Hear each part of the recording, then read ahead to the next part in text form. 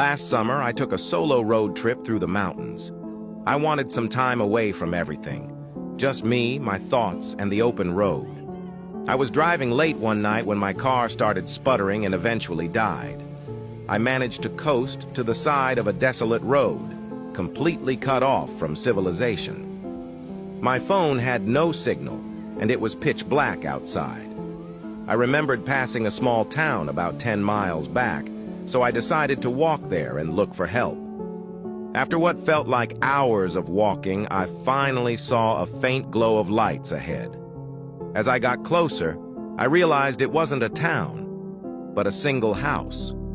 It was an old, run-down farmhouse, but at that point, I didn't care.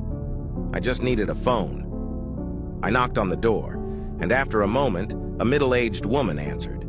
She looked startled to see me, but eventually invited me in. The inside of the house was even more decrepit than the outside.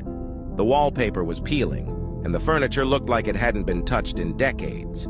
She offered me some water and let me use her phone. I called a tow truck, and they said they'd be there in about an hour. While I waited, I made small talk with the woman. She seemed nice enough, but had an odd way about her. Every now and then, she'd glance at a closed door at the end of the hallway with a nervous look in her eyes. I asked her if she lived alone, and she hesitated before saying yes. About half an hour later, I heard faint shuffling noises coming from behind that door.